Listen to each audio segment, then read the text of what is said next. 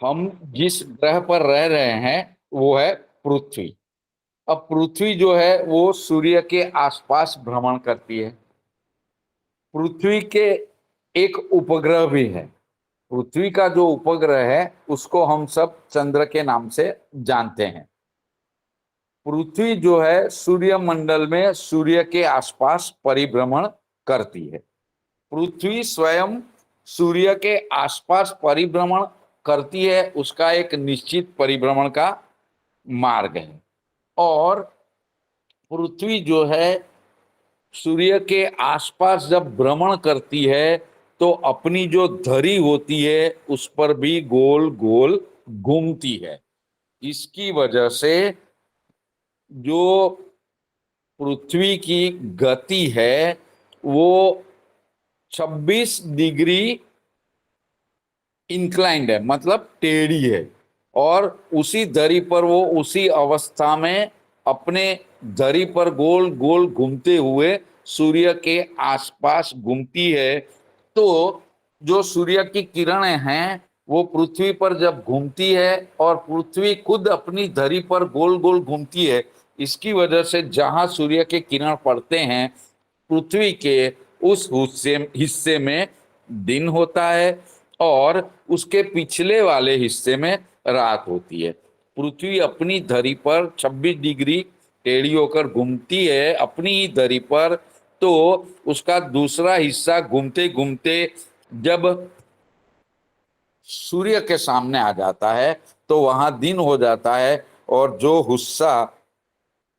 जो हिस्सा पीछे चला जाता है जहां सूर्य का प्रकाश अब नहीं पहुंच रहा है, पहले पहुंचता था वहां दिन था, अब नहीं पहुंचता है वहां रात हो जाती है। और जो हिस्सा सूर्य के सामने आ जाता है वहां दिन हो जाता है। यानी हम कह सकते हैं कि पृथ्वी की जो गति है और वो सूर्य के आसपास अपनी भ्रमण कक्षा में गति से घूमती है, उसकी वजह से हमें दिन और रात का अनुभव होता है। तो पृथ्वी की दैनिक गति से हमें दिन और रात का अनुभव होता है, जिसके फल स्वरूप हमें दिवस और रात मिलते हैं। अब ये हो गई पृथ्वी की दैनिक गति। सामान्य तौर पर पृथ्वी की दैनिक गति 23 घंटे 56 मिनट और 4 सेकंड है, यानी 24 कलाक, यानी एक दिन। इसीलिए ये पृथ्वी की जो गति है वो ज्यादातर कांस्टेंट ही रहती है। इसी गति से अपनी पृथ्वी सूर्य के आसपास भ्रमण करती है। इसके लिए हमें निश्चित गति की वजह से दीपावली 17 अक्टूबर से 17 नवंबर के बीच में मिलती है। पृथ्वी की दो गति होती है, एक दैनिक गति और एक वार्षिक गति। तो जो पृथ्वी, मान लीजिए सूर्य के आसपास एक जगह से उसने शुरू किया, दैनिक गति उसकी निश्चित है, उस हिसाब से अपनी भ्रमण कक्षा में घूमते घूमते जब पृथ्वी वापस उसी जगह आ जाएगी तब एक साल होगा। वो एक साल पृथ्वी की गति की वजह से 365 दिन और एक चतुर्थांश दिन का होता है। तो ये 365 दिन एक चतुर्थांश दिन जो हुआ उसको एक सौर वर्ष कहा जाता है। पृथ्वी की वार्षिक गति से हमें ऋतुओं के उपरांत अयन, गोल, मास वगैरह मिल जाते हैं, जिसकी हम आगे कक्षा में चर्चा जरूर करेंगे। ठीक है। अब हम जानते हैं कि पृथ्वी गोल है ना। सब जानते हैं पृथ्वी गोल है। तो जो एक बॉल समझ लीजिए, जो हमारा क्रिकेट का बॉल होता है खेलने का, वैसा एक बॉल की कल्पना कीजिए। उसका जो सेंटर होता है, मध्य बिंदु, यहां से एक पश्चिम दिशा की ओर हॉरिजॉन्टल रेखा की कल्पना की। तो वो जो हॉरिजॉन्टल काल्पनिक हॉरिजॉन्टल रेखा है उसको विषुववृत्त कहते हैं। ये विषुववृत्त को शून्य रेखा भी कही जाती है। साइंस ने तो बहुत सालों बाद इसकी कल्पना की, वो वहां है, ये सब बताया, लेकिन हमारे ऋषि मुनियों ने अपनी अंतर्दृष्टि से, अपने ज्ञान से ये कहाँ है वो खोज के रखा था, और उसका प्रमाण हमारा पंचांग है। अभी जो गिनती आती है कैलकुलेटर सॉफ्टवेयर, उस हिसाब से नासा सब कैलकुलेट करके बताते हैं कि जैसे पृथ्वी भ्रमण कर रही है, उसके साथ साथ चंद्र, मंगल, बुध, गुरु, शुक्र, शनि और बहुत सारे अन्य धूमकेतु और आकाशगंगा भी घूमती है। हमारा पंचांग तो सदियों पहले आता था, उसी में ये सब चीजें बताई गई। यानी हमारे जो ऋषि मुनियों थे उन्हें वैदिक ज्योतिष का बहुत गहन ज्ञान था। ये जो ज्योतिष है वो वेदों की एक आंख है। मतलब जो कुछ देखना चाहते हैं वो ज्योतिष के माध्यम से देखा जाता है। तो विषुववृत्त रेखा को शून्य अंश काल्पनिक रेखा के तौर पर पूरे विश्व में सबने स्वीकार किया है। अब ये जो सेंटर हमारा जो पृथ्वी का बॉल है उसके सेंटर मध्य बिंदु में से हॉरिजॉन्टल रेखा जो काल्पनिक पसार होती है उसके ऊपर के हिस्से में यानी उत्तर आएगा, उसके नीचे के हिस्से में यानी दक्षिण में हॉरिजॉन्टल वृत्तों की चक्कर की कल्पना कीजिए। आप लोग को समझ आ रहा है जो मैं बता रहा हूं? तो जो ये हॉरिजॉन्टल उत्तर की, हाँ बोलिए दीपक भैया। जी समझ में आ रहा है। ठीक है। तो ये जो पृथ्वी के ऊपर उत्तर में और दक्षिण में हॉरिजॉन्टल सर्कल काल्पनिक कल्पना किए गए हैं उसको अक्षांश कहते हैं। तो विषुववृत्त के ऊपरी हिस्से में ऐसे हॉरिजॉन्टल 90 अक्षांश होते हैं। उसी प्रकार दक्षिण में भी 90 अक्षांश होते हैं। यानी पृथ्वी पर कुल मिलाकर 180 80 180 अक्षांश वृत्त बनाए हैं। ये जो अक्षांश वृत्त है वो हॉरिजॉन्टल हैं।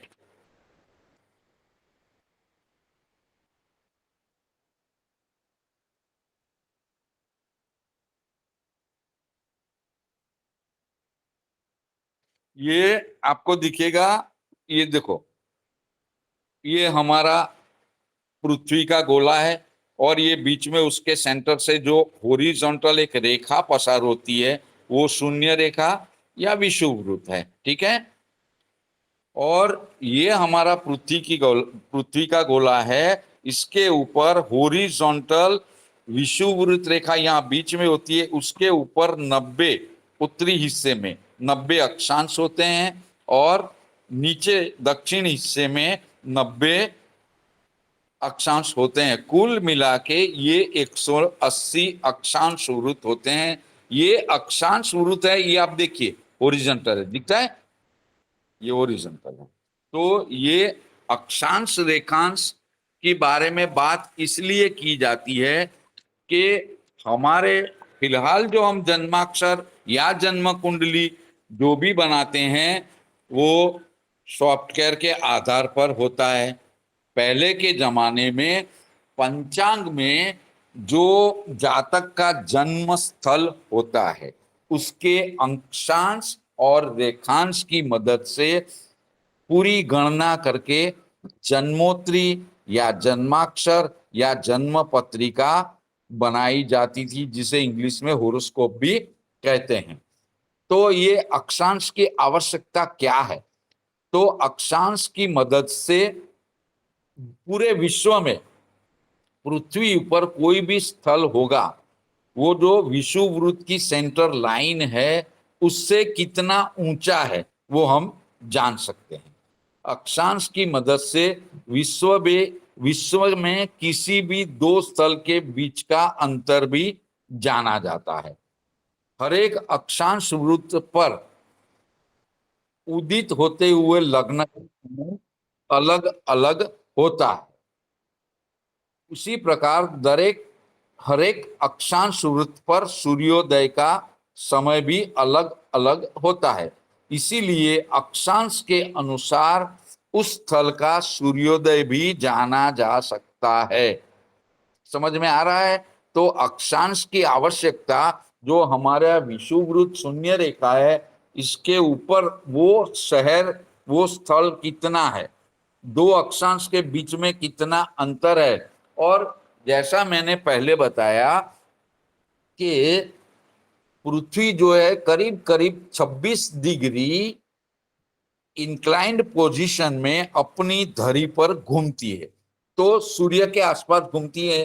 तो जो पृथ्वी थोड़ी झुकी हुई है 26 डिग्री, उसकी वजह से सूर्य की कुछ किरणें उस जगह पूर्ण रूप से पहुंच नहीं पाती है। तो उसकी वजह से सब जगह अलग अलग सूर्योदय होता है। जब वहां सूर्य की किरणें पहुंचेगी तब वहां सूर्योदय होता है। इसीलिए ये अक्षांश हमें अलग अलग स्थल का अलग अलग सूर्योदय भी बताता है, और विश्व के कोई भी दो जगह, कोई भी दो स्थल के बीच का अंतर भी बता देता है। अब ज्योतिषीय गणित में अक्षांश वृत्त की मदद से उस स्थल के अक्षांश के मुजब लग्न सारणी जो पंचांग में दी जाती है उसके हिसाब से जन्म लग्न मिलता है। अब सवाल आता है, ये जन्म लग्न शब्द आज की कक्षा में दूसरी बार आया, तो ये जन्म लग्न क्या है? तो हम लोग जानते हैं कि इस पृथ्वी पर ब्रह्मांड में एक पुरुष और एक स्त्री का जब दैहिक मिलन वैदिक रूप से सब विद्वान गुरुओं की अग्नि की साक्षी में शादी की जाती है, तो उनका लगन हुआ, ऐसा हम कहते हैं। इसी प्रकार कोई व्यक्ति, कोई आत्मा का जन्म होके इस ब्रह्मांड पर, इस पृथ्वी पर मिलन होता है, तो वो उसका जन्म लग्न होता है। यानी जिस किसी व्यक्ति का जिस किसी शहर में जन्म होगा, उस वक्त उस शहर के पूर्व दिशा में जो राशि उदित होती है वो उसका जन्म लग्न होता है। तो अब ये अक्षांश वृत्त की मदद से हम उस व्यक्ति का, जिसका नया जन्म होता है, उस जातक का जन्म लग्न प्राप्त कर सकते हैं। हमारा जो भारत देश है वो 8 अंश उत्तर अक्षांश से 35 अंश उत्तर अक्षांश के बीच में आया हुआ है। 8 अंश उत्तर अक्षांश यानी वो कश्मीर की नजीक का स्थल है, और 35 अंश उत्तर अक्षांश यानी कन्याकुमारी। इसीलिए कश्मीर से कन्याकुमारी तक में हमारा देश आता है। वैसा हमने, हमारे गुरुजनों ने भूगोल की कक्षा में पढ़ाया था। मैं फिर से बताता हूं, हमारा जो भारत देश है वो 8 अंश उत्तर अक्षांश से 35 अंश उत्तर अक्षांश के बीच में आया है। 8 अंश उत्तर अक्षांश कश्मीर के नजदीक का स्थल है, और 35 अंश अक्षांश जो है उत्तर अक्षांश 35 अंश, वो कन्याकुमारी के पास में है। यानी हमारा देश 8 अंश और 35 अंश के बीच में समाविष्ट है। व्यवहार में हम बोलते हैं, पॉलिटिकल लीडर के भाषण में सुनते हैं, और पढ़ाई में भी आता है, कश्मीर से कन्याकुमारी तक हमारा देश एक है। ठीक है, अब आगे बढ़ते हैं। रेखांश क्या है? तो जैसे मैंने चित्र में बताया था, इसी प्रकार रेखांश जो है वो भी काल्पनिक है। रेखाएं हैं वो उत्तर ध्रुव से दक्षिण ध्रुव को जोड़ती है। उत्तर ध्रुव से दक्षिण ध्रुव को जोड़ने वाली जो काल्पनिक रेखाएं हैं उनको रेखांश कहा जाता है। ये देखिए, ये वर्टिकल होती है, खड़ी होती है। वो हॉरिजॉन्टल थी इस प्रकार, ऐसे, और ये इस प्रकार है। तो ये पृथ्वी का जो हमारा गोला होता है, इसके ऊपर उत्तर ध्रुव से उत्तर उत्तर ध्रुव से दक्षिण ध्रुव को जोड़ती है। यहां से शुरू होके यहां आती है। तो ये उत्तर ध्रुव से दक्षिण ध्रुव को जोड़ती जो काल्पनिक रेखाएं हैं उनको रेखांश वृत्त कहते हैं। ये रेखांश वृत्त देखो खड़े हैं, वो ऐसे लेटे हुए थे, है ना, हॉरिजॉन्टल थे, ये वर्टिकल है। ठीक है। रेखांश के पूर्व में और पश्चिम में ऐसे दो भाग पड़े गए। इस प्रकार यहां से ये पूर्व हो जाएगा, ये पश्चिम हो जाएगा। तो ये जो बीच में सेंटर में एक स्ट्रेट लाइन आएगी उसको हम जीरो रेखा वाला, जो कि ग्रीनिच लंदन के पास में है, उससे यहां से पूर्व में, यहां से पश्चिम में है। इस प्रकार कुल मिला के 180 पूर्व में, 180 पश्चिम में।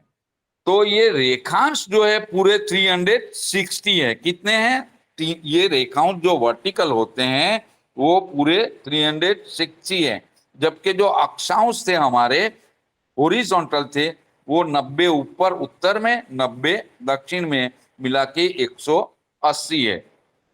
अब यहां प्रश्न ये आता है कि ग्रीनिच रेखा क्या है? तो जो पृथ्वी का उत्तर का छेदन बिंदु होता है उसको उत्तर ध्रुव कहते हैं।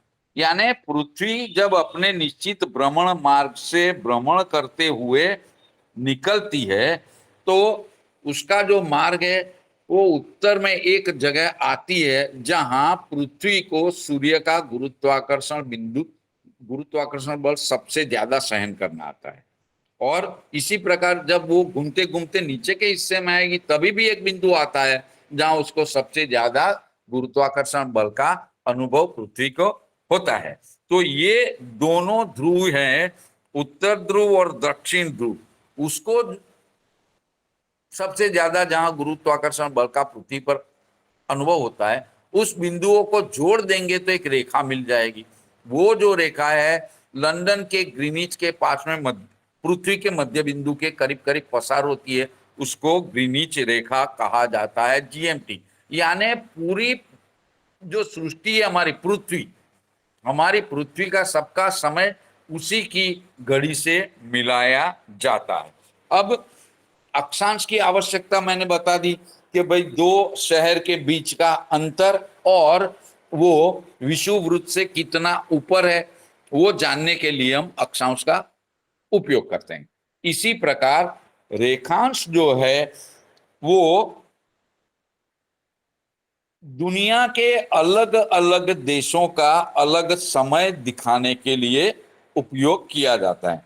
रेखांश की मदद से विश्व के दो देशों के बीच समय का कितना अंतर है, घंटे में कितने घंटे, मिनट और सेकंड में कितना अंतर है, वो बताने के लिए। जैसे कि उदाहरण के तौर पर देखेंगे तो हमारा भारत देश और पाकिस्तान, तो वो दोनों देशों के समय में करीब करीब 30 से 35 मिनट का फर्क है। तो वो जो फर्क है वो रेखांश की मदद से गिना जाता है। ज्योतिष गणित में जन्म लग्न के अनुसार जन्म कुंडली प्राप्त करने के लिए स्थानिक समय की भी जरूरत होती है। ये हमें रेखांश की मदद से मिलती है। ठीक है। जब सूर्योदय होता है तो सूर्य उदय होता है तब सूर्य के किरण सबसे पहले पूर्व रेखांश पर पड़ते हैं अब सूर्य को एक रेखांश पर से दूसरे रेखांश पर जाते 4 मिनट का समय लगता है।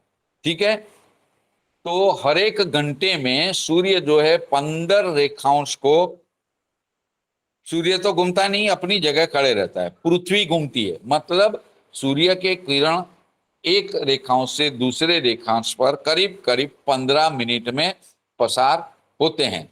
अब हमारा भारत देश जो है वो 67 अंश 30 कला पूर्व रेखांश से 97 अंश पूर्व रेखांश के बीच में आता है। इस प्रकार हमारा भारत देश अपनी भौगोलिक परिस्थिति के अनुसार 30 अंश के रेखांश के तफावत में ध्यान के लेते हुए 67 अंश 30 डिग्री पूर्व रेखांश में 97 अंश 30 पूर्व रेखांश करते हुए देखा जाए तो हमारा जो इलाहाबाद है वो इलाहाबाद के नजीक के एक पोर्शन से पसार होता है।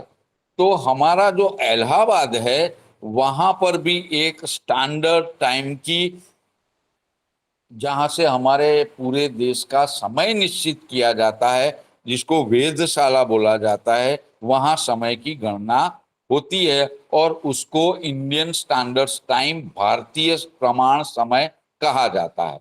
भारत देश है वो द्वारका के नजीक 67 अंश 30 अंश पूर्व रेखांश और आसाम के नजदीक में डिब्रूगढ़ के पास में 97 अंश 30 कला के बीच में आ रहा है। तो ये जो हमारा बीच का भाग होता है वहां पर से हमारे देश का स्टैंडर्ड समय नक्की किया जाता है। यानी इलाहाबाद में जब सूर्य ठीक मध्याह्न, मतलब ठीक सर पर आ जाता है, तो हम सब जानते हैं कि जब सूर्य मध्याह्न में आकाश में बिल्कुल बीचों बीच आ जाता है तब वो छाया कैसी होगी। आप अपनी पेन खड़ी करोगे पेज पर और ऊपर से देखोगे तो एक गोल बिंदु ही दिखेगा, पेन का नीचे का हिस्सा नहीं दिखेगा, यानी हमारी छाया नीचे की नहीं दिखेगी, हमारा सर का गोल हिस्सा दिखने वाला है। तो वो जो समय आता है उसी को भारत का दोपहर का स्टैंडर्ड 12 बजे का समय लिया जाता है और सब घड़ी इस प्रकार से सेट की जाती है और हमारे भारतीय समय इंडियन टाइम स्टैंडर्ड टाइम के अनुसार सब कार्य होते रहते हैं। ठीक है, तो यहां तक समझ में आ गया सबको? किसी को कुछ पूछना है? तो यहां हमें ज्ञान हुआ कि पृथ्वी की जो दैनिक गति होती है, पृथ्वी 26 डिग्री के करीब करीब टेढ़ी अपनी कक्षा में भ्रमण, निश्चित भ्रमण कक्षा में सूर्य के आसपास भ्रमण करती है, खुद भी अपनी धरी पर गोल गोल घूमती है। इसकी वजह से हमें दिन रात और अलग अलग ऋतुओं का अनुभव होता है। ठीक है, और रेखांश और अक्षांश की मदद से जन्म स्थल और समय का ज्ञान होता है, जिसकी वजह से हम जन्मोत्तरी बना सकते हैं। ठीक है, अब अयन क्या है? तो दो प्रकार के अयन होते हैं, उत्तरायण और दक्षिणायन। अब पृथ्वी को सूर्य के आसपास घूमते हुए एक सौर्य वर्ष यानी 365.1 दिन लग जाता है, उसको एक सौर्य वर्ष कहते हैं। पृथ्वी अपनी कक्षा और धरी के बीच में करीब करीब 66.1 का कोना बना लेती है। यानी पृथ्वी की जो धरी की दिशाएं हैं वो उत्तर ध्रुव और दक्षिण ध्रुव तो कभी बदलते नहीं है, तो पृथ्वी थोड़ी टेढ़ी है। इसके हिसाब से सूर्य के किरण पृथ्वी ऊपर सब जगह एक से होते नहीं है। इसीलिए पृथ्वी अपनी धरी पर जब घूमती है, अपने निश्चित भ्रमण कक्षा में भी घूमती रहती है, तो सूर्य से जब उत्तर तरफ चलती है तो वो उसको उत्तरायण कहते हैं। पृथ्वी का भ्रमण सूर्य से उत्तर तरफ में यानी उत्तर अयन, और इसी प्रकार सूर्य का सूर्य से दक्षिण में पृथ्वी का भ्रमण दक्षिण है। जब पृथ्वी सूर्य से उत्तर दिशा में गति करती है 66.1 का कोना बना के, तो उसका उत्तर अयन दरमियान हमें शिशिर ऋतु, वसंत ऋतु और ग्रीष्म ऋतु का अनुभव होता है। जैसा हम जानते हैं अभी हमारे भारत में समर चल रहा है, इसका मतलब ये हुआ कि पृथ्वी जो है उत्तर अयन में, सूर्य से उत्तर अयन में, उत्तर की तरफ गति कर ही रही है। इसी प्रकार सूर्य की जब दक्षिण दिशा, सूर्य से दक्षिण की तरफ जब पृथ्वी गति करती है तो उसको दक्षिण अयन कहते हैं। इस प्रकार हमें दो अयन मिल गए। अब जब पृथ्वी जो है दक्षिण अयन में गति करती है तो हम जानते हैं दक्षिण ध्रुव और उत्तर ध्रुव, दक्षिण ध्रुव में बर्फ होता है। दक्षिण के अयन दरमियान वर्षा, शरद, हेमंत, जो ठंडी का अनुभव करने वाली ऋतु होती है, उसका हमें अनुभव होता है। उत्तरायण का समय जो होता है वो 22 दिसंबर से लेके 20 जून तक का होता है, और दक्षिणायन का समय हमारे सौर ऊर्जा वर्ष के अनुसार 21 जून से 22 दिसंबर तक का होता है। तो मैं कोशिश करूंगा कि एक आकृति है, इसके माध्यम से मैं आपको समझाने की कोशिश करता हूं, ठीक है।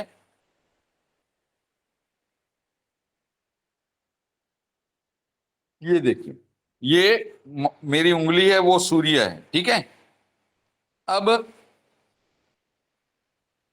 ये जो दिख रहा है टेढ़ा, एक लाइन थोड़ी सी टेढ़ी दिखेगी आपको, ये वाली जहां मैं पेन रखता हूं, ये तो ये 66.1 जो पृथ्वी का कोना बन रहा है, थोड़ी पृथ्वी, ये देखो ड्राइंग में बताया है, थोड़ी पृथ्वी टेढ़ी चलती है, पृथ्वी यहां से यहां चलती है। तो ये हमारा उत्तर गोल है, ये हमारा दक्षिण गोल है, ठीक है। ये सूर्य है, सूर्य से उत्तर में, और ये सूर्य से दक्षिण में। अब पृथ्वी यहां से मान लीजिए भ्रमण चालू करती है, तो ये यहां से यहां तक जाएगी, तो 21 मार्च से शुरू करेंगे तो 21 जून तक ये हमें ग्रीष्म ऋतु का अनुभव करवाती है। ग्रीष्म माने गर्मी का। उसके बाद में 21 जून से लेके 22 सितंबर तक ये वर्षा, ये अब दक्षिण में जाना चालू हो गया तो वर्षा का अनुभव कराती है, और करीब आते आते शरद ऋतु का अनुभव हो जाएगा। 22 सितंबर को जैसे मैंने कहा कि ये दो बिंदु है, ये वाला, ये भ्रमणाक्ष है पृथ्वी का, ये वाला। तो ये देखोगे तो सूर्य से सबसे करीब में एक ये बिंदु आता है और एक ये बिंदु आता है, जहां पृथ्वी को सूर्य के गुरुत्वाकर्षण बल का सबसे ज्यादा अनुभव होता है। ये एक आकृति आप ध्यान से देखोगे तो जो पृथ्वी का भ्रमण अक्ष है वो बिल्कुल गोल नहीं है ना, थोड़ा लंबगोल है। तो जो सफरजन की कल्पना करिए, आप सफरजन बाजार से जो खरीदते हो तो उसमें ऊपरी टॉप का हिस्सा थोड़ा अंदर का दबा हुआ होता है, इसी प्रकार नीचे का हिस्सा सफरजन का अंदर दबा हुआ होता है। तो वो ये बिंदु होते हैं जहां पृथ्वी को सूर्य का सबसे ज्यादा गुरुत्वाकर्षण बल अनुभव होता है। तो जब ये पॉइंट पर आ जाएगी, करीब करीब पृथ्वी 22 सितंबर को दक्षिण में इस पॉइंट पर आती है, तब से हमें शरद ऋतु और हेमंत ऋतु की अनुभव होते हैं। और जब ये सूर्य से लंबगोल वाला हिस्सा, लंबगोल आप आकृति में बनाओगे इसी प्रकार का, ये ऐसा, ये लंबगोल हो गया, दिखा, ये लंबगोल। तो ये सेंटर है, तो आपको पता चल रहा है कि ये डिस्टेंस से ये वाला ज्यादा है, तो ये दूर चला गया, यानी यहां सूर्य के किरणों को थोड़ा अंतर ज्यादा करना पड़ता है ना। यहाँ पे ये देखिए, ये पोर्शन मान लीजिए कम है, तो ये मान लीजिए 10 सेंटीमीटर, समझने के लिए मैं मान लिख रहा हूं, और ये मान लीजिए 25 सेंटीमीटर। तो देखो ये किरणों को यहाँ 25 सेंटीमीटर जाना पड़ेगा, तो आप सूर्य से जितने दूर जाओगे उतनी सूर्य की गर्मी का अनुभव कम होगा। यानी ये बिंदु जब आ जाएगा तो वो पृथ्वी की गति की वजह से इनकी हर एक दिन की गति के हिसाब से देखेंगे तो ये 22 दिसंबर होती है। तो 22 दिसंबर के आसपास से हमें शरद ऋतु यानी सर्दी ठंडी का अनुभव होना चालू हो जाता है। इसके बाद में ये पृथ्वी 22 दिसंबर से लेके ये कम अंतर आ जाता है। ये बिंदु देखिए, जो मैंने 10 सेंटीमीटर बताने की कोशिश की, तो ये अंतर देखिए आप, और ये देखिए, ये ज्यादा है, ये कम है। तो यहां से ठंडी का अनुभव चालू होने लगा, यहां से चालू होने लगा, कम पर हो गया। तो यहाँ जनवरी फरवरी का महीना आता है, वो चलता है 21 मार्च तक। यानी जनवरी फरवरी और मार्च तक आते आते हमें ठंडी का अनुभव हो जाता है। उसके बाद में सूर्य जो है सूर्य से पृथ्वी जो है वापस दूर चली जाती है, साइकिल चालू रहता है। तो इसी प्रकार पृथ्वी की सूर्य से उत्तर में और पृथ्वी की सूर्य से दक्षिण में जो निश्चित गति है, उसकी वजह से हमें ग्रीष्म ऋतु, शरद ऋतु, हेमंत ऋतु, सर्दी की शिशिर ऋतु और वसंत ऋतु का अनुभव होता है। यानी पृथ्वी की जो दैनिक गति है, इसकी वजह से हमें दिन रात मिलता है, और पृथ्वी की जो वार्षिक ऋतु गति है, उसकी वजह से हमें ऋतु यानी ग्रीष्म ऋतु, शरद ऋतु, हेमंत ऋतु, शिशिर ऋतु और वसंत ऋतु का अनुभव होता है। तो पृथ्वी की गति हमें ठंडी, गर्मी और वर्षा ऋतु का अनुभव करवाती है।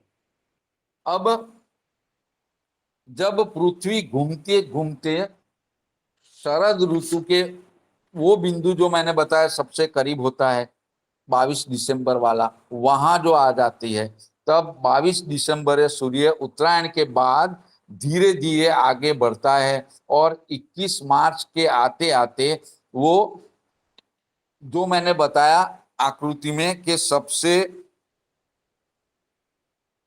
करीब आ जाती है, जहां उसको सबसे ज्यादा गुरुत्वाकर्षण बल का अनुभव होता है। उस बिंदु को वसांत संपात बिंदु कहते हैं। उसी प्रकार ठीक उसी के सामने भी जो सबसे करीब बिंदु आ जाता है, उसको शरद संपात बिंदु कहा जाता है। ये हमारे संपत बिंदु जो है, पृथ्वी की गति इस प्रकार लंब गोलाई में होती रहती है, उस बिंदु पर सबसे ज्यादा गुरुत्वाकर्षण बल का अनुभव भी होता है। इसी की वजह से हमें दिन रात की लंबाई में फर्क, और जो कई कई बार हमें ऋतुओं में भी थोड़े दिन गर्मी के ज्यादा या थोड़े दिन सर्दी के ज्यादा, वो सब अनुभव होता है। अब देखेंगे तो हमारे भारत में कुल मिला के 6 ऋतुओं का अनुभव होता है। शिशिर ऋतु जो होती है 22 दिसंबर से 18 फरवरी, ग्रीष्म यानी 20 अप्रैल से 20 जून। तो हम बोलते हैं कि 20 जून के बाद में मॉनसून बैठ जाएगा। तो ये उस इसी प्रकार ये पृथ्वी का जो सूर्य के आसपास का भ्रमण है, ये हमें ऋतुओं का अनुभव करवाती है। 23 अगस्त से लेके 22 अक्टूबर तक हमें शरद ऋतु का अनुभव होगा। 19 फरवरी से 19 अप्रैल तक वसंत का होता है। और जैसे मैंने बताया कि हम लोग कहते हैं कि 20 जून या 15 जून, केरल में 15 जून में मानसून शुरू होता है, तो 15 से 20 जून मानसून शुरू होता है हमारे देश में। तो 21 जून से लेके 22 अगस्त तक हम वर्षा ऋतु का अनुभव करते हैं, और 23 अक्टूबर से लेके 21 दिसंबर तक हमको हेमंत ऋतु का अनुभव मिलता है। अब ये जो सूर्य के 2 वसंत बिंदु, संपात बिंदु मैंने आपको समझाया कि जहां पृथ्वी सूर्य से थोड़ी करीब, जो सफरजन की कल्पना करोगे तो ऊपर से वो थोड़ा अंदर की तरफ बैठा हुआ दिखता है। सफरजन आप अपने अंगूठे और उंगली के बीच में पकड़ोगे तो सफरजन के 2, एक टॉप का हिस्सा एक बॉटम का हिस्सा अंदर की तरफ मुड़ा हुआ होता है। तो वो जो बिंदु होते हैं वो वसंत संपात बिंदु है और नीचे वाला शरद संपत बिंदु होता है। तो ये सूर्य की आसपास पृथ्वी गति करती है, थोड़ी करीब आ जाती है, इसकी वजह से होता है। तो सूर्य से वसंत संपात बिंदु और निर्जन मेष संपात बिंदु कभी कभी पृथ्वी की जो गति है थोड़ी इधर उधर होती है, इसकी वजह से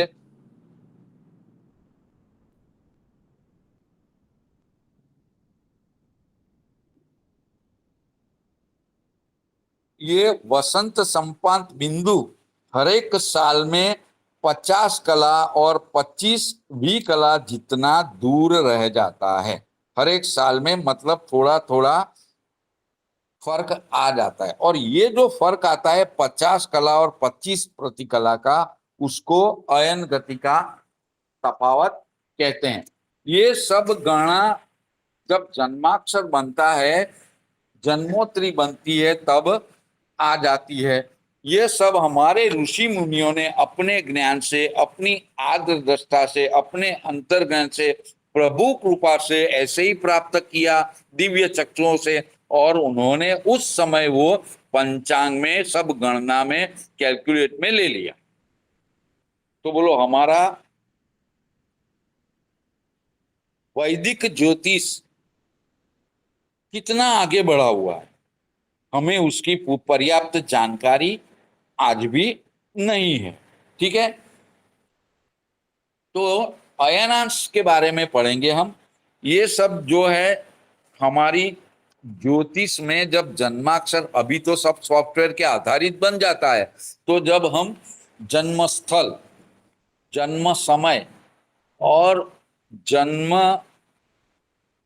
तारीख ये लगा लेते हैं, तो ये सब कैलकुलेशन सॉफ्टवेयर, कंप्यूटर प्रोग्राम अंदर डाला हुआ है, इसकी वजह से बन के हमारे जन्माक्षर बन जाते हैं। लेकिन जब ज्योतिष की पढ़ाई हम शुरू से करते हैं तो ये शब्दों से हमें परिचित होना पड़ता है। जैसा मैंने आपको बताया, वो सफरजन वाले दो बिंदु जहां सबसे ज्यादा गुरुत्वाकर्षण का बल पृथ्वी को अनुभव होता है, वो बिंदु मान लीजिए राहु और केतु। जहां पृथ्वी को सूर्य के आसपास उत्तर की तरफ भ्रमण करते हुए दक्षिण में जब आएगी तो नीचे, और दक्षिण से फिर वापस उत्तर में आएंगी तो ऊपर, यानी एक बिंदु ऊपर में है, एक बिंदु नीचे में है। तो वो जो सबसे ज्यादा गुरुत्वाकर्षण बल का अनुभव पृथ्वी पर होता है, वो बिंदु हमारे राहु और केतु है, जिसे ज्योतिष में छाया ग्रह कहा जाता है। अब देखिए, ये विज्ञान ने भी ये कबूल किया, ऐसा होता है। हमारे ऋषि मुनियों ने तो कितने सालों पहले ये बिंदुओं की हमारे जीवन पर असर होती है ये बता दिया था। अब बात करते हैं कि हमारा जो दरिया होता है, समुद्र जिसे बोलते हैं, उसमें पानी होता है। तो जब पूनम होता है तो चंद्र जो है अपनी 16 कलाओं से पूर्ण स्वरूप से विकसित होता है।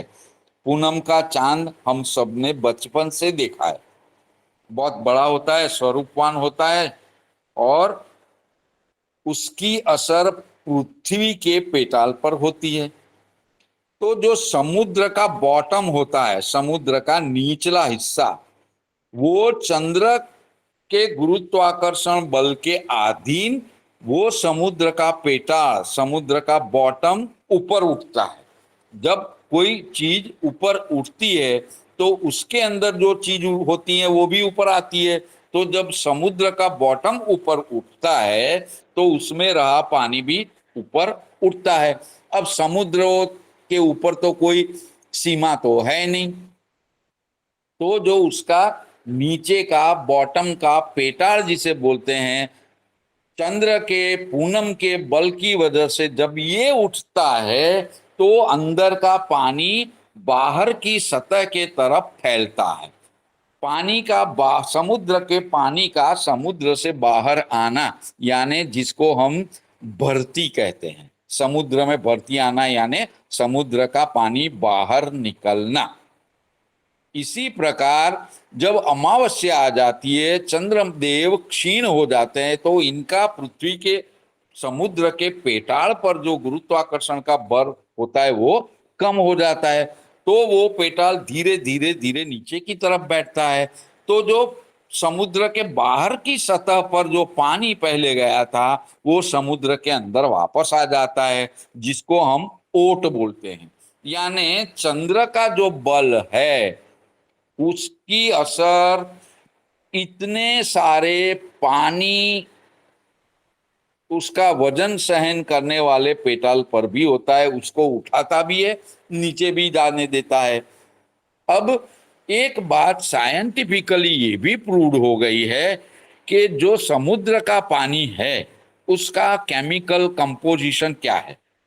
जैसे हम पानी पीते हैं, पीने का पानी का उदाहरण देता हूं, उसका केमिकल कंपोजिशन क्या होता है, तो उसमें दो अणु हाइड्रोजन के होते हैं और एक अणु ऑक्सीजन का होता है। ये पानी का फॉर्मुलेशन केमिकल दृष्टि से है, विज्ञान के हिसाब से, ठीक है। इसी प्रकार ये जो समुद्र का पानी है उसका केमिकल कंपोजिशन, ये वैज्ञानिक बातों के साथ साथ कोई ग्रह कहाँ हमारे पर क्यों असर करता है वो भी अंदर आ जाता है, इसलिए बता रहा हूं। तो ये जो समुद्र का पानी है उसका केमिकल कंपोजिशन फिलहाल मुझे क्या है वो मालूम नहीं है, मैंने लेख पूरा पढ़ा है। तो उसका जो केमिकल कंपोजिशन है वो, और हमारी माता जी के गर्भ में, गर्भ के आसपास जो नया पैदा होने वाला शिशु होता है उसकी रक्षा कौन करता है? माता जी के गर्भ में रहता हुआ पानी। जिन लोगों ने आज के टेक्नोलॉजी वाले युग में वो कुछ बच्चे की ज्ञाति क्या है उसके लिए सोनोग्राफी वगैरह कुछ करवाते हैं, या फिर किडनी की समस्या हो, पेशाब की दिक्कत हो, तब सोनोग्राफी करते हैं, तो पेट के ऊपर एक साधन रख के देखते हैं कि पेट में कितना पानी है, वो दिख जाता है। तो जो माता के गर्भ के अंदर जो पानी है उसका एनालिसिस किया गया, तो वो संपूर्णतया समुद्र का जो पानी था उसका जो केमिकल कंपोजिशन है उसी से 100% मिलता है। यहां तक सबको समझ में आ गया कि समुद्र का पानी का केमिकल कंपोजिशन और माता के गर्भ में जो शिशु होता है उस गर्भ की रक्षा के लिए जो पानी का आवरण रहता है उसका केमिकल कंपोजिशन हुबहू दरिया समुद्र के पानी जैसा होता है। यहां समझ में आ गया कि दोनों पानी एक ही है। आ रहा है समझ में? जी गुरु जी। हाँ, तो जैसे पूनम के चंद्र ने पेटाल को लिफ्ट किया, ऊपर लाया, पानी बाहर आया, भरती आई, चंद्र की असर। चंद्र क्षीण हुआ, अमावस्या का, पेटाल नीचे गया, बाहर से पानी अंदर आया, भरती हुई। तो ये समुद्र का पानी का क्वांटिटी कितना होता है, चंद्र हमारे से कितने जोजन दूर है, फिर भी वो उसको असर कर रहा है। तो माता के गर्भ में जो पानी है उसको असर करेगा या नहीं करेगा, ये बता सकते हो आप?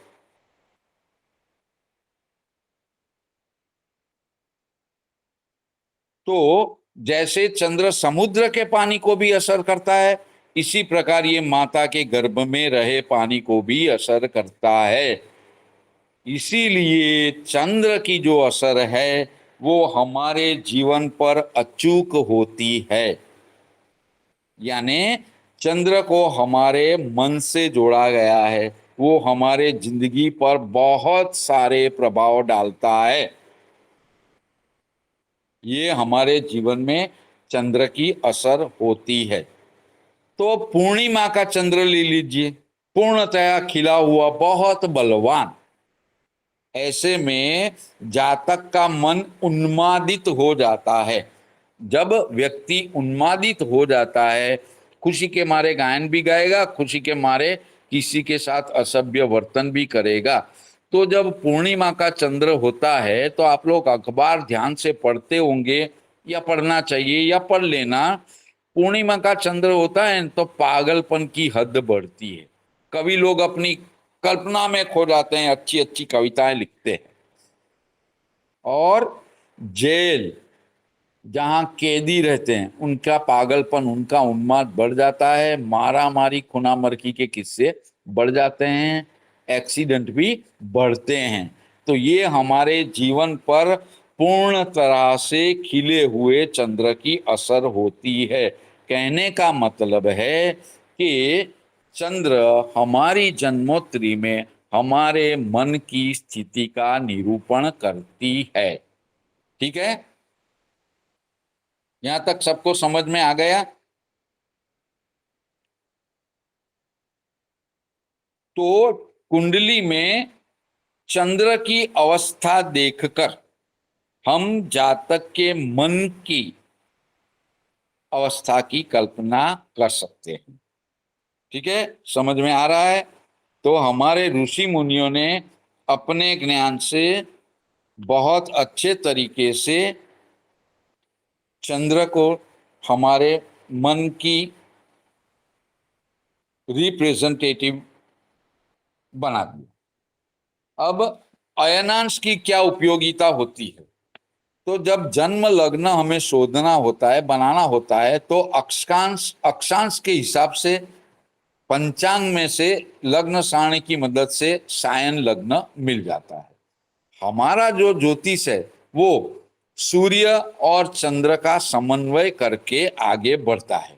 तो हमें अयन के बिना का जन्म लग्न चाहिए, इसीलिए सायन लग्न में से अयनांश का बाद करके, अयनांश को डिडक्ट करके, कमी करके हम निर्यन जन्म लग्न प्राप्त करते हैं। इसलिए जब जब ज्योतिष का गणित करना होता है तब हमें अयनांश के बिना चलने वाला होता नहीं है। यानी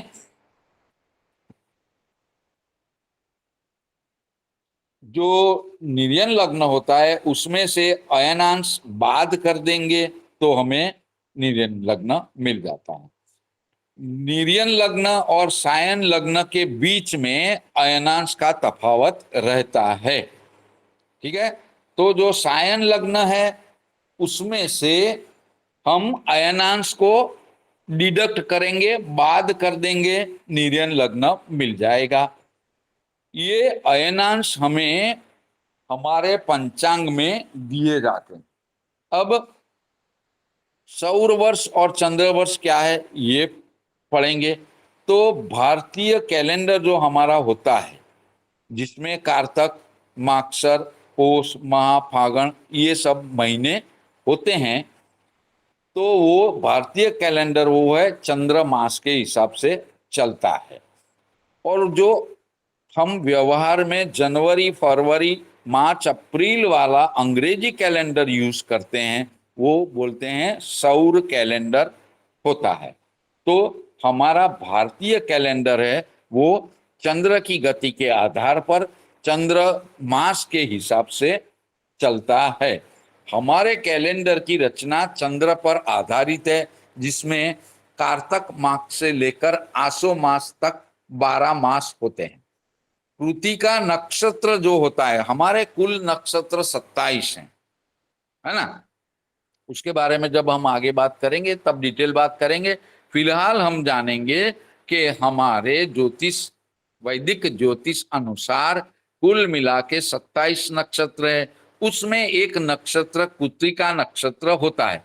तो कृतिका नक्षत्र के ऊपर से कार्तिक मास नाम आता है, मृगशिरा नक्षत्र के हिसाब से मागसर, पुष्य नक्षत्र के हिसाब से पौष और मघा नक्षत्र के हिसाब से महामास। उत्तरा फाल्गुनी और पूर्वा फाल्गुनी भी नक्षत्र होते हैं, उससे फाल्गुन मास, चित्रा नक्षत्र पर से चैत्र मास इत्यादि हमारे चंद्र मास के 12 मास होते हैं। ठीक है, ये चंद्रवर्ष, चंद्र को इंग्लिश में ल्यूनार भी कहते हैं। तो एक चंद्र वर्ष जो हुआ उससे जो कैलेंडर हुआ उसको ल्यूनार कैलेंडर भी कहते हैं। चंद्र वर्ष में कुल मिला के 355 दिन होते हैं और जो सौर कैलेंडर होता है उसमें 365 दिन होते हैं, यानी 10 दिन का तफावत होता है। तो ये जो 10 दिन का तफावत है वो हमारा भारतीय वैदिक ज्योतिष चंद्र की दैनिक गति, वार्षिक गणना, गति की गणना करके हुए हर एक 3 साल के बाद में जो एक अधिक मास आता है उसमें उसका कॉम्पनसेशन किया जाता है। ठीक है, हमारे भारत में जो कैलेंडर का उपयोग किया जाता है उसमें विक्रम संवत, शालिनी वाहन संवत, फिर बंगाली वर्ष जिसका बंगाल में ज्यादा उपयोग होता है, फिर महावीर जन संवत, कालिका संवत, ये सब। कालिका संवत जो है अभी कलिकाल संवत वो व्यवहार में प्रचलित नहीं है, लेकिन कभी कभी किसी किसी पंचांग में इसके बारे में कोई कोई उल्लेख आ जाता है। ठीक है, 1952 1952 के नवंबर मास में भारत सरकार ने मेघनाथ सुहाना करके एक बड़े साइंटिस्ट थे, इनके अध्यक्ष बनाने के बाद में एक समिति का गठन किया। उन्होंने शालिनी वहन शक संवत एक राष्ट्रीय पंचांग बनाया। उसी के आधार पर आज तक हमें, जैसे हमारे गुजरात में है संदेश का प्रत्यक्ष पंचांग होता है, जन्मभूमि का पंचांग होता है, वाराणसी से भी बहुत सारे पंचांग प्रसिद्ध होते हैं। ये सब 1952 में डॉक्टर मेघनाथ सुहाना के अध्यक्ष में जो एक राष्ट्रीय पंचांग समिति बनाई गई थी, इसके हिसाब से ये सब पंचांग आज तक बनते रहते हैं। अब पंचांग यानी क्या? तो पंच प्लस अंग, इसकी संधि हम विच्छेद करेंगे। पंच अंग यानी 5 अंग जो होते हैं उसको पंचांग बोलते हैं। वो 5 अंग में क्या क्या चीजें आती है तो आपको लिखना है तो लिख लीजिए, नहीं तो याद रख लीजिए। पंचांग में 5 चीजें आती है। एक तिथि, जो हम एकादश तिथि, द्वादश तिथि, पूनम तिथि, प्रतिपदा, एकम तिथि, द्वितीया तिथि बोलते हैं, वो तिथि। ठीक है, वार यानी 7 वार है, सोमवार, मंगलवार, बुधवार, गुरुवार, शुक्रवार, शनिवार और रविवार। तो एक तिथि हो गया पंचांग का अंग, दूसरा पंचांग का अंग हो गया वो वार हो गया, उसके बाद में तीसरा पंचांग का अंग नक्षत्र होता है। कुल मिला के 27 नक्षत्र होते हैं। आगे की कक्षा में हम ये नक्षत्रों के नाम भी लिख देंगे। ठीक है, उसके बाद में योग आता है।